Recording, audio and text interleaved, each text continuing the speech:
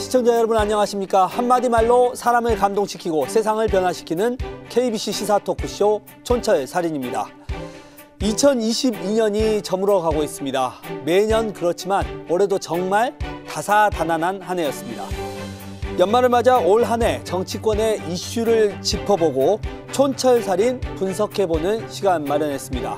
오늘도 두 분 패널과 함께하겠습니다. 천하람 국민의힘 혁신위원, 더불어민주당 설주환 법률위원회 부위원장님 나오셨습니다. 반갑습니다. 안녕하십니까? 아유, 안녕하십니까? 예, 대본에 올해를 간단히 5글자로 표현한다면 패널 답변 간단이라고 써져 있는데 저희를 너무 옛날 사람 취급하는 거 아니에요? 이거 너무 옛날식 아닙니까? 저는 고민 많이 했는데. 그래도 하라고 했으니까 고민하신 설주환 변호사님. 아 진짜요? 예. 아 그래서 이걸 좀 있어 보이게 좀 이렇게 사자성어 형식으로 예. 할까? 아니면 그냥 좀 재미나게 한번 뻔하게 해볼까? 또 뭐 화무 11호 이런 거 하는 거 아닙니까? 그런 느낌인데 지금. 아니 예. 그래서 두 개를 가져와 봤는데 네. 일단 두 개 중에 좀 재미를 있는 걸로 한번 예. 마무리를 해보겠습니다. 저는 백투더퓨처다. 백투더 퓨처. 예. 왜 과거로 돌아가려고만 하는 것일까? 예, 지금의 이상하게 정치가 모르겠습니다. 이게 정치가 계속 뒤로 후퇴하는 것만 같고 네. 지금의 어떠한 정치 상황이라든지 그다음에 용산 대통령실이라든지 과거로 회귀하는 것은 아닌가. 이게 약간은 좀 그런 생각이 좀 들어요. 지금의 국민의힘 전당대회도 예. 지금 가장 큰 정치적인 이벤트는 제가 봤을 때는 지금 3월에 있을 아마 제가 봤을 때는 이제 국민의힘 전당대회가 거의 1, 2월에 정치 뉴스를 거의 뒤덮을 것 같은데 거기도 지금 거의 뭐 룰 형식이라든지 이런 것들이 계속 어찌 보면 대통령 예전에 아주 진짜 그 뭐 전두환 대통령 시절에 선관위원장. 뭐 정말 뭐 거의 지명에 가까운 약간 좀 그런 건 아닌가. 그리고 윤 대통령이 하시는 말씀이나 어떤 헌법적 가치가 제가 봤을 때는 본인이 대학생 시절 70년대 말 80년대에 머물러 계시는 건 아닌가라는 생각이 좀 들어서 저는 이거 백투더퓨처다. 예, 한번 그렇게 골라봤습니다. 야, 우리 설주환 변호사님 치고는 뭐 나쁘지 않네요. 그럼 천 변호사님은 생각해 보셨어요? 저는 원래 오매징한 거 이렇게 오매징한 거 했었는데 뭐 그것도 있고 저는 솔직히 그냥 더 제 속마음을 하면 좀만 잘하지. 좀만 잘하지. 예, 비슷해요. 그 두 개 다 비슷한 뜻이고 조금만 더 잘하면 우리 정치가 훨씬 좋을 텐데. 그러니까 뭐냐면은 저는 요 그 4.7 재보궐부터 시작해가지고 이번에 대선 지선 겪으면서 제가 이제 또 건방져지면 안 되지만 과거에 이해찬 대표도 뭐 20년 집권 뭐 이런 얘기 했잖아요. 예. 우리가 필승 카드를 찾았다라는 생각을 했어요. 이 세대 연합론이라는 게 이거 엄청 강력하다. 이거 60, 70대랑 한 2030 이거 합쳐지니까 세대 포위론. 세대 포위론. 예. 이거 이렇게 해서 잘만 관리하면은 20, 30년 진짜 이길 수도 있겠는데 그런 생각했거든요. 근데 조금 잘 못하니까 금방 추락하더라고요. 예, 그렇죠. 그러니까 사실은 이게 역사가 반복되는 거잖아요. 왜냐하면은 저희가 탄핵 이후에 뭐 국민의힘 계열 정당이 완전 괴멸했을 때 그렇죠. 민주당과 문재인 정부가 좀만 잘했으면 뭐 사실은 훨씬 오래 또 집권했을 거고 그 반작용으로 또 저희가 집권했는데 저희가 지방선거 때까지는 막 좋았죠. 승승장구했죠. 근데 그 세대 연합론의 한 날개를 잘라버리고 그렇죠. 이제 과거로 방금 백투더퓨처 얘기하셨지만 과거 스타일로 돌아가려고 하니까 이 필승 카드가 이거 언제 존재는 했었나 싶을 정도로 후루룩 날아갔잖아요. 그래서 야 진짜 이거 우리 정치 다이나믹하다. 반대로 얘기하면 조금만 잘하면 이거 잘 할 수 있는데 참 답답하다. 뭐 그런 생각 많이 합니다. 저희가 첫 번째 이슈로 좀 들어가려고 하는데 올해 5년 만에 정권 교체가 이루어졌습니다.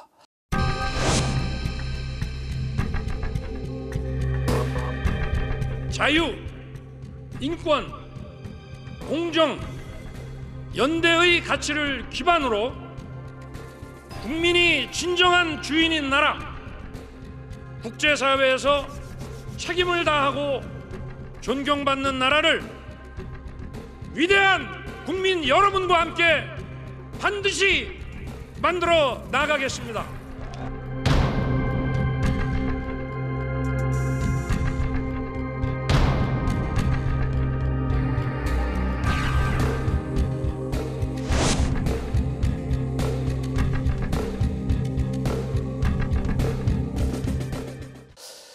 그러면서 여야는 또 극한 대립으로 치닫고 있는데요. 우리 천하람 변호사님. 네. 5년 만에 정권 교체 이루어졌습니다. 그렇죠. 윤석열 정부 오매징한 거 좀만 잘하지라고 하셨는데 네. 성적표 매겨보신다면 어떻습니까? 저는 사실은 한 50점 정도밖에는 못 줄 것 같아요. 너무 짠 거 아니에요? 그러니까 저는 솔직히 기대가 컸어요. 예. 그러니까 왜냐하면은 윤석열 대통령은 사실 정치인이 아니었잖아요. 예. 진영도 없잖아요. 뭐 사실은 원래는 민주당 쪽에서 훨씬 더 각광받았던 거 아닙니까? 거기서 검찰총장도 시켜주고. 예. 그러니까 저는 솔직히 말하면 조금 더 확장성 있는 정치를 하시지 않을까라는 기대를 했는데 뭐 지금 나오는 거 보면 초반에는 너무 많이 흔들렸고 최근에는 그나마 조금 뭐 회복하고 있지만 이게 결국은 우리 편을 붙잡는 데 지금 에너지를 많이 쓰고 있는 거거든요. 네. 그런 면에서 저는 50점밖에 줄 수가 없다. 왜냐하면 50% 정도의 국민만 지금 저는 포섭하는 그런 과정이라고 보고요. 이게 자칫 잘못하면은 저는 문재인 정부가 5년 만에 정권을 내준 그 길로 갈 수도 있다고 봐요. 그러니까 문재인 정부 대단한 게 처음에 70~80%로 시작해가지고 끝에도 한 40%까지는 갔었어요. 예. 아니 40% 지지를 맞아요. 갖고 예. 있는데 정권 교체되기 쉽지 않은 거거든요.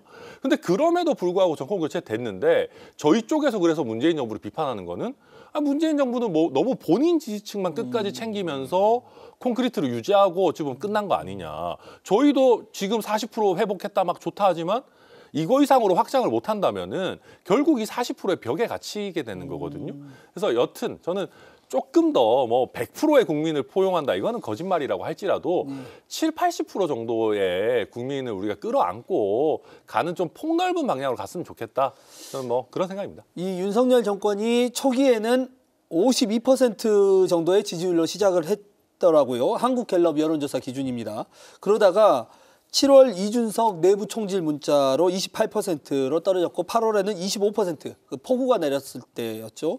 또 9월에 최저점을 찍는데 바로 바이든 날리면 이 논란이 있으면서 20% 초반대까지 떨어지게 됩니다. 그리고 최근에는 화물연대 파업 업무 개시 명령 또 이렇게 하면서 40% 초반까지는 올라왔어요. 네네. 이 지지율 어떻게 좀 해석하고 계십니까? 그러니까 어떤 그 공통적인 요소는 있습니다. 대외적인 공개 행보가 잦아졌을 거나 더 많아졌을 때는 지지율이 내려가요. 네, 그렇지만은 공개적인 행보가 줄어들거나 어찌 보면 라이브가 안 되는 쪽 이런 데서는 어떤 통제되는 어떠한 그 뭐 예를 들어서 장소에서의 언급, 언행 이런 것들이 계속 지속될수록 지지율은 올라갑니다. 그러니까 도어스태핑 이후에 화물연대까지 해가지고 계속 지지율은 계속 상승세를 찍고 있어요. 근데 그 전에 보면 항상 실수투성이에요. 말에서. 왜 그러냐면 저도 그러니까 윤석열 대통령이 정치인이 아니었기 때문에 조금 더 여야의 정치인들과 더 손을 잡고 어찌 보면 협치를 더 넓게 폭넓게 할 수 있는 요건을 가지고 있다라고도 생각을 했는데 이제 제가 봤을 때는 좀 움츠러들었던 것 같아요. 그러니까 지방선거까지는 굉장히 좋았죠. 이제 민주당으로서는 뼈아픈 것이 솔직히 대통령 취임 이후에 20일 만에 치러지는 지방선거였기 때문에 어떻게 보아도 이길 수는 없는 선거였었어요. 어려운 선거였죠. 이게 2~3개월만 더 뒤에 있었으면 지금의 이런 결과는 조금 더 나아지지 않았을까라는 정말 그런 뭐 희망 섞인 얘기도 해볼 수는 있겠지만은 지금 그 이후로 7월달 이후로 보면 뭐 그다음에 당 내에서의 세력 결집 이준석 대표를 쫓아내야 되겠다라는 생각 그걸로 이제 굉장히 9월까지는 시끄러웠죠. 그렇기 때문에 저는 이런 면에서 본다면 그러니까 본인이 정치적으로 움츠러지자 제가 봤을 때는 그런 판단을 하신 것 같아요. 우리 일단 지지층부터 잡고 가야겠다. 최소한 30에서 35%까지는 회복을 해야 되겠다라고 생각을 하시고 계속 그 행보를 하셨었고 그게 결집이 극대화된 게 이번에 화물연대 사태를 처리하면서 지금의 지지율 35%에서 40% 구간대에 있는 아마 지금까지의 지지율의 현황이라고 볼 수 있을 것 같고요. 점수도 마찬가지로 저는 그렇게 보는데 과연 그런데 이렇게 본인 세력 예를 들어서 제가 봤을 때는 중도 보수까지도 지금 포섭을 못한 것 같아요. 제가 봤을 때는 굉장히 강한 지지. 그러니까 양쪽 다 30%의 강한 지지세는 있어요. 민주당이나 국민의힘은 전부 다. 그렇기 때문에 그 중간에 있는 40%가 어떻게 움직이냐에 따라서 어찌 보면 정권도 어떤 권력을 가져올 수 있기도 하고 빼앗기기도 한다고 본다면 저는 지금의 어떤 윤석열 정부, 대통령의 어떤 이런 것들이 그러니까 대부분 사람들이 생각하는 게 뭐냐면 정치적인 능력, 정책적인 능력 이거에 대해서는 약간은 의구심이 있어요. 근데 이것이 예를 들어서 어떤 언어로서 표출이 된다거나 행동으로 표출이 될 때 실망하면서 지지율이 떨어지고, 근데 그것이 이제 보이지 않으면 그래도 우리나라 국민들이 가지고 있는 대통령에 대한 어떠한 그런 뭐 그 형상이라고 해야 되나요? 기대감 이런 게 있기 때문에 이제 올라가는 거라고 생각을 해요. 근데 이게 대한민국 전체적으로 봤을 때 바람직한 방향이냐? 그렇지는 않다고 보거든요. 그러니까 저도 대통령이 조금 더 이제는 이제 본인 지지율을 이제 채워갔으니까 조금 더 이제 넘어갈 수 있는 이제 정책을 확장을 하자. 네. 그런데 연말 특별 사면만 보면 이게 이제 가장 최근에 있었던 일이니까 다 자기 편만 지금 챙기고 있잖아요. 올해까지는 그냥 하나 보죠, 뭐. 근데 이게 갑자기 변할 수가 있나요? 모르겠습니다. 그러니까 제가 말씀드렸듯이 지금까지는 그러니까 중도 보수까지, 그러니까 보수 색채가 조금 더 강한 데까지의 어떻게 보면 친박과 예전에 MB, 그러니까 친이와 친박을 이번에 어찌 보면 이번에 사면에 굉장히 많은 특혜를 입었던 건 오히려 MB보다 오히려 친박 쪽에 훨씬 김기춘, 우병우, 문고리 3인방, 뭐 정말 국정농단 세력이 전부 다 지금 다 풀려났어요. 그러니까 예상치도 못했어요. 솔직히 민주당으로서는 허가 찔리는 셈이에요. 그러니까 MB에만 계속 이렇게 포인트를 두고 있다가 이게 명단을 보니까 이게 아닌 거예요. 실제 MB는 오히려 어찌 보면 시선 끌기용이었고 실질 내부적인 어떠한 이 사면의 실질적인 내용은 친박을 끌어안자. 왜냐하면 지금의 어찌 보면 권성동 의원이라든지 장제원 의원은 어찌 보면 친이에 가깝거든요. 지금의 어떤 국정 운영 세력 자체가 친이인데 이제 친박을 끌어안아 보자라는 세력이기 때문에 제가 봤을 때 여기까지에서 한 40%까지 끌어들여 보자라고 생각을 하시는 것 같아요. 전통적인 보수층을 좀 다지고 그 다음에 이제 나아가는 쪽으로. 근데 저는 이거는 정치적 고려는 물론 들어는 있겠지만 이거 한다고 해서 안 좋아합니다. 그러니까요. 그러니까 예를 들면 전통적 보수층이 안 좋아한다. 그러니까 예를 들면 박근혜 전 대통령을 풀어주는 거는 좋아하는 사람들이 있죠. 일부. 이명박 전 대통령을 풀어주는 거 솔직히 사람들 관심 없습니다.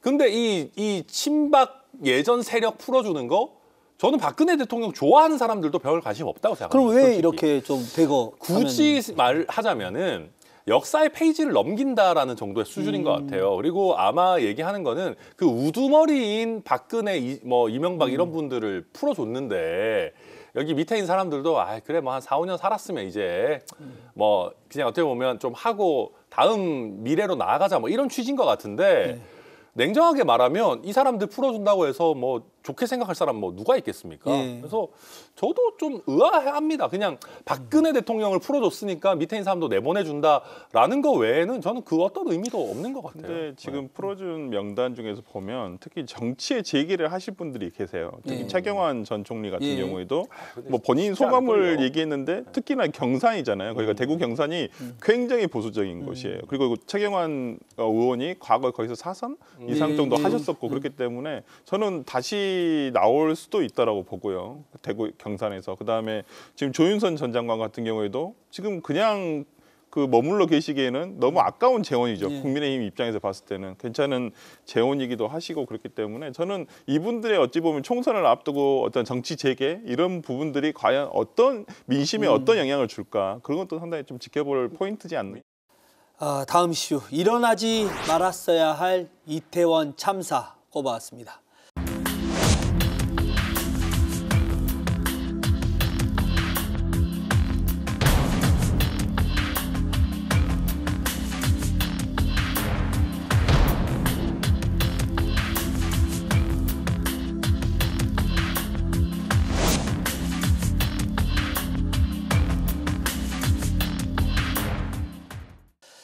자, 저희가 거의 매주 이태원 참사 이야기는 빼놓지 않았습니다. 그리고 지금 이제 국정조사가 시작이 됐고 내년 초면은 청문회까지도 열릴 예정입니다. 4일과 6일이죠. 이태원 참사 이제 전반적으로 봤을 때 우리 설 변호사님은 어떤 장면, 저때 잊지 말아야겠다 혹은 잊혀지지 않는다. 어떤 장면이 있습니까? 일단 저는 그날의 그 소식을 들을 때 너무 대한민국 서울에서도 이런 일이 일어날 수 있구나. 정말 너무 놀라고 지금도 이 말하는 순간에도 진짜 이게 진짜 뭐 이렇게 소름이 돋는다고 할 정도로 아직도 그 기억이 너무 생생한데 너무 젊은 이들이 정말 길거리를 가다가 죽은 거예요. 진짜 그것도 한순간에 진짜 예를 들어서 한 명의 경찰관이라도 그 순간에서 예를 들어서 질서지휘를 하고 있었다면 저는 그런 일은 절대 벌어지지 않았을 거라고 저는 생각을 합니다. 그리고 그 당일날 영상에서 봤었을 때 불과 몇 시간 전에 어떤 여자분이 소리를 쳐요. 그 뭐 올라오지 마시라고 하고 내려갈 수 있게끔 하자. 그렇게만 해도 그게 어느 정도 통행은 되거든요. 근데 거기서 그런 일이 그러니까 이게 이런 일이 벌어지지 않았어야 되는데 너무나 진짜 청천벽력 같은 일들이었고 저는 지금의 어찌 보면 수사라든지 이런 부분이 뭐 지금 국정조사까지 이루어지는 부분에 대해서는 참 그나마 다행이다라고 생각을 하고 있지만은 아직도 갈 길은 멀구나. 제가 봤을 때는 지금 뭐 국정조사가 진행되고는 있습니다만은 뭐 이상민 장관의 언행 문제되는 고 있는 부분 그리고 서로 지금 뭐 이상민 장관과 그 경찰청 간에 서로 책임을 떠미는 모습 이런 모습을 보면 유가족들의 마음은 어떨까. 현장에서 지금 지켜보시는 유가족도 계시지만은 얼마나 이게 본인의 일이라고 생각을 해보십시오. 정말 너무 가슴이 찢어지는 일이거든요. 그렇다고 한다면 저는 어찌 되었건 간에 유족의 뜻이 가장 우선된다는 것은 윤석열 대통령도 말씀하셨던 내용이에요. 그렇다고 한다면 저는 국정조사 이후에 어찌 보면 특검까지는 가야 되지 않겠느냐. 전 특수본의 수사도 너무 지금 현장 인력에 너무 지금 치우치고 있는 것은 아닌가라는 생각이 좀 들어서 좀 국정조사 이후에 특히 청문회 이후에 저는 어떤 특검이 될 수 있도록 저는 국민의힘에서 이걸 정파적으로 이용한다 생각 안 하셨으면 좋겠어요. 정말로. 근데 사실 특검 가기도 전에 이미 증인 채택만 가지고도 국회 내에서 논란이 많잖아요. 근데 증인을 뭐 70몇 명이나 채택했기 때문에 사실은 거의 대부분 다 들어왔다고 보고 이제 국무총리 총리 정도가 이제 쟁점인데 사실 아시겠지만 총리가 보고도 굉장히 늦게 받았고 여기서 뭘 한 게 사실은 없습니다. 그러다 보니까 이게 저희 입장에서도 총리 불러가지고 사실은 망신주기 이게 아니냐. 뭐 내용이 나올 게 없는데 뭐 그런 취지고요. 그러니까 저도 제가 사실 지금 뭐 몸매나 이런 걸 봤을 때는 전혀 그렇게 안 보이지만 제가 의외로 코로나19 이전에는 할로윈 때 이태원 자주 갔었거든요. 그 몸매하고 무슨 관계가? 뭐 모르겠습니다. 저도 모르게 내심의 의사가 나왔는데, 근데 실제로 저는 이 어떤 사고도 뭐 당연히 설 변호사님 말씀처럼 충격적이었지만은 2차 가해 하시는 분들이 너무 저는 되게 이해를 못 하겠었어요. 그러니까 아니 우리가 놀러 가면 안 됩니까? 아니, 대한민국이라는 나라가 노는 게 안전한 거가 프라이드가 있는 나라잖아요. 전 세계 어디보다도 밤에 우리가 자유롭게 잘 다닐 수 있고 치안이 좋은 걸로 우리가 프라이드를 갖는 나라인데 할로윈 때 이태원에 놀러 가는 게 뭐가 나쁩니까? 저도 자주 갔었습니다. 저 젊었을 때. 그래서 뭐 무슨 뭐 부모가 그거 말리지 않고 뭐 했나 뭐 이런 소리 하시는 분들 제가 보면서 굉장히 말도 안 되는 무슨 알지도 못하면서 유가족한테 이 대목 받는 이런 말하는 사람들은 진짜 도대체 뭔가 좀 굉장히 원망스러웠고요. 그 다음에 이제 정치권으로 돌아오면은 저도 참 수차례 얘기했습니다만은 법률적인 책임을 묻는 거는 한계가 있습니다. 법률적인 책임을 물으려면은 알았어야 되고 그걸 막을 수 있었어야 됩니다. 그러니까 예견 가능하고 회피 가능해야 된다라고 우리가 얘기하는데. 이 사건 같은 경우는 보고 자체가 엉망이었기 때문에 윗선에 있는 사람들이 알았고 이걸 지휘해서 막을 수 있었다라는 요건을 갖추기가 쉽지가 않습니다. 그러면 반대로 정치적인 책임을 더 적극적으로 느껴야 되는 건데 사실 이상민 장관 같은 경우는 왜 아직까지 지금 이러고 있는 건지 솔직히 저도 여권에 있는 사람이지만은 몇 번 말씀하셨죠. 좀 납득하기가 어렵다. 그리고 본인이 그러면 정말 내가 그럼 책임지고 마무리하겠다라는 생각을 갖고 있다면 잘해야 될 거 아니에요. 근데 뭐 잘하기는커녕 뭐 초반부터 막 이상한 얘기 뭐 경찰 있었어도 못 막는다 얘기하지 않았나 뭐 최근에도 보면 뭐 내가 갔을 때는 이미 골든타임 지났을 때였고 아니, 설령 그렇다 쳐도 행안부 장관으로서 그럼 내가 보고를 왜 늦게 받았는지 왜 내가 거기 늦게 가게 된 건지 앞으로는 그럼 이걸 막으려면 어떻게 할 건지 이런 좀 책임지는 자세가 나와야 되는데 저는 아무튼 이 정치적인 책임이라는 부분에서 우리 내각에 있는 사람들이 너무 좀 안이하게 생각하고 있는 거 아닌가. 저는 그러면 좀 굉장히 안 좋게 생각하고 있습니다. 이태원 참사는 이제 국정조사가 있는 다음 주 이제 내년 첫 천철살인 방송에서 좀 더 자세히 짚어보도록 하겠습니다. 다음 이슈로 좀 넘어가 보겠습니다. 올 한해 정치권을 또 뒤흔들었던 사건이죠. 이재명 사법 리스크 키워드로 꼽아왔습니다.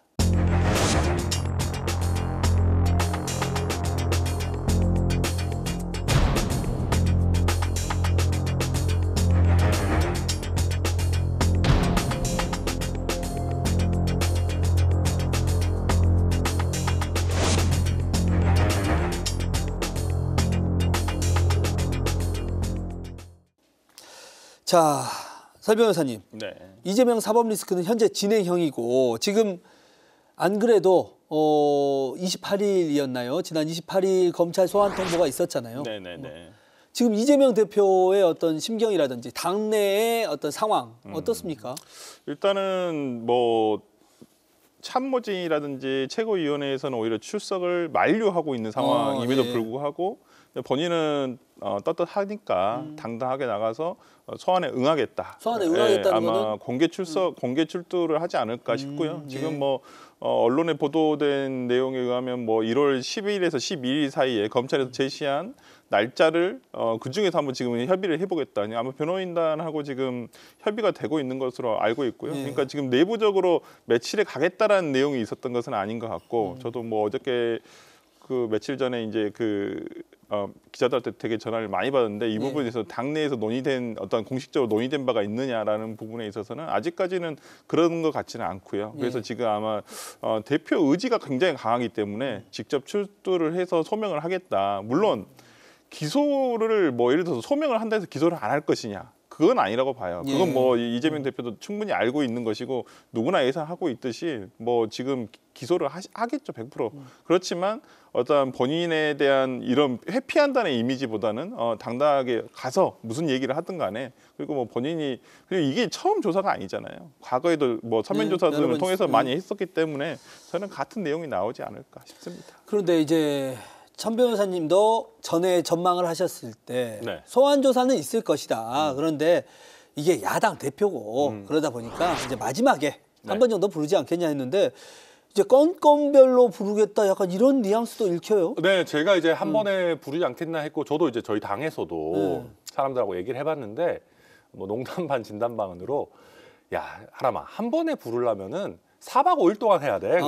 너무 많다 이거예요. 예, 그러니까 대장동만 해도 이거 하루에 안 끝날 거다. 그러면은 뭐 FC니 무슨 변호사비 대납이니 뭐 하면은 이거 4박 5일 해도 부족할 건데 암만 그래도 야당 대표를 4박 5일 동안 어디 뭐 검찰 연수원에 방 잡아들이고 할 수는 없지 않겠냐. 그래서 그런 거고 또 한 가지는 대장동 수사가 꽤 길어질 수도 있다라는 전망이 나오고 있습니다. 왜냐하면 지금 뭐 정진상, 김용 이런 분들이 쉽게 물론 실체가 있는지 알 수는 없지만 입을 열지 않을 거고 그다음에 김만배 씨 같은 경우도 뭐 자해 이런 거 하면서 이게 조금 이 수사 일정이나 이런 재판 일정 같은 게 조금 뒤로 밀리고 있는 그런 상황이거든요. 그러다 보니까 그러면 대장동 끝날 때까지 나머지 수사들도 다 기다릴 거냐. 그렇게 하지는 않고 끝나는 수사부터 수사 마무리되는 것부터 이제 이렇게 불러가지고 말씀 듣고 뭐 기소 여부 결정하고 이렇게 좀 개별적으로 할 것 같다. 제가 며칠 전에 이제 뭐 그 여권에서 들은 얘기로는 그러니까 용산에서 그러니까 대통령의 의지가 그러니까 한마디로 이렇게 개별적 건 바이 건으로 진행을 해라. 그러니까 이게 뭐 예를 들어서 대통령이 모를 수는 없잖아요. 우리 대통령 또 물어보면 자기는 이거 신경 안 쓴다고 하시겠지만은 아니 제1 야당의 대표예요. 그렇죠. 의전서열 8입니다. 대한민국에. 그런데 그거에 대해서 그런 수사에 대해서 모른다? 뭐 모른 것 같지도 않고 다 보고 받겠죠. 당연히 보고를 해야 되는 것이 정상적이라고 보고요. 그런 의미에서 지금 건 바이 건으로 지금 해라. 그러니까 어찌 보면 저는 그런 생각도 들더라고요. 야 이건 뭐 정말 야 누군가 장수들에게 희야 장수들에게 야 전리품을 가져와라. 내가 너에게 상을 주겠다. 그러니까 지금 뭐 검사들이 지금 뭐 얼마 전에 민주당에서 발표를 했습니다만 몇십 명의 검사들이 달려들어서 지금 하고 있지 않습니까? 그러니까 참 이재명 대표로서는 참 힘든 싸움이다라고 생각이 듭니다. 그 이재명 대표의 이번 건에 앞서서 또 이제 노웅래 의원이 체포 동의안이 상정이 됐습니다. 그런데 국회의원 161명의 반대로 부결이 됐어요. 천하람 변호사님 이거 어떻게 좀 읽어야 됩니까? 이거 뭐 예행 연습이죠, 예행 연습. 그렇게 보시는 거예요? 저는 당연히 부결될 줄 알았어요. 그래요? 왜냐하면은 노웅래 의원은 오케이 해주고 갑자기 이재명 대표 때 부결하려면은 또 좀 약간 눈치 보이잖아요. 그래서 당연히 이거는 부결 수순으로 가는 거였고 이번에 관행을 한번 끊었어야 될 겁니다. 민주당 입장에서. 왜냐하면 21대 국회에서는 체포동의안 다 동의해줬기 때문에. 근데 이번에 끊은 게 그럼에도 불구하고는 이제 이재명 수호다라는 거에서 자유롭게 어려운 게 노웅래 의원 같으면 과거 관행 같으면 당연히 해줘야 돼요. 이게 정치 뭐 어떤 부패 사범이고 한동훈 장관 설명에 의하면 뭐 꽤나 구체적인 증거도 있고 부결할 이유가 하나도 없는 그런 사건이거든요. 근데 결국은 다음번에 이재명 대표 때를 위해서 한번 부결하는 거 만들어 놓은 거다 생각합니다. 저는 내행 연습이라고 생각하지는 않아요. 이거 각자 예. 판단에 맡긴 것이고 저는 첫 번째로는 죄질이 물론 나쁠 수 있습니다. 불법 자금 수수기 예. 때문에. 근데 그 내용을 들여다보면 좀 달라요. 그러니까 6천만 원이라고 검찰에서는 주장을 하지만 실제 줬다는 사람의 입장에서는 액수도 5천만 원이라고 돼 있어요. 그래서 돈도 약간 틀린 부분이 있고 그다음에 압수수색 현장에서 3억이라는 현금이 나와서 오히려 지금 이게 사건이 더 커진 얘기는 있어요. 예. 그렇기 때문에 근데 그 3억과 이 돈과의 어떤 연결점은 지금 검찰에서 입증을 못 하고 있거든요. 그렇다고 한다면 이 압수수색도 상당히 문제가 있었던 것으로 보이고 그다음에 이제 예를 들어서 지금 노웅래 의원이 적극적으로 구명 운동을 스스로 한 것도 예. 있죠. 여야 예. 의원들 가리지 않고 않고. 전화를 다 돌리고 그런 면도 있고 솔직히 노웅래 의원은 우리 당내 평가에서도 어떤 계파가 없어요. 뭐 친명도 아니고 뭐 친문도 아니시고 그냥 뭐 오히려 그냥 지역에서 굉장히 오래된 사선 의원 뭐 구청장도 하셔서 그렇기 때문에 어찌 보면 약간 진짜 뭐 혼자 예. 거의 이렇게 정치 활동을 이어가시는 분이고 제가 듣는 평가로도 민원을 그렇게 안 들어주신다고 그래서 서운해하는 사람들이 너무 많다는 거예요. 예. 주변에. 그렇기 예. 때문에 이런 돈을 오히려 사선 국회의원이 돈을 집에 몇 억씩 쌓아두고 계시는 분이 몇 천만 원 돈 가지고 청탁을 들어주고 저는 조금 이해되지 않은 부분이 이건 그러니까 본인의 어떤 방어권을 위해서 재판에서 따져봐야 될 문제라고 생각을 하고 저는 어저께 부결의 가장 큰 원인은 한동훈 장관이라고 생각합니다. 한동훈 장관 나와서 뭐라고 했습니까? 마치 자기가 검사인 것 같이 오히려 그런 내용들을 다 얘기를 하면서 녹취록 이야기를 네, 했어요. 뭐 네. 이 녹취록 얘기도 뭐 증거에 대한 얘기잖아요. 예. 그런 것들을 피의 사실을 적극적으로 공표를 하면서 과연 이것이 의회 의원들을 상대로 이게 설득을 하는 것인지 겁박을 주는 것인지 저는 그런 어떤 한동훈 장관의 태도가 저는 적극적으로 이건 부결을 시켜야 되겠다라고 하는 어떤 의원들의 마음을 굳히게 한 면도 있지 않나 봅니다. 예, 이제 이재명 대표에 대한 수사는 아마 내년에도 계속 시끄럽게 이어질 것 같습니다. 얼마나 이어질지. 또 그 과정에서 어떤 증언들, 또 증거들이 나올지에 또 국민들의 관심도 많이 집중될 것 같은데요. 그건 내년에 또 살펴보도록 하고 다음 이슈로 좀 넘어가겠습니다.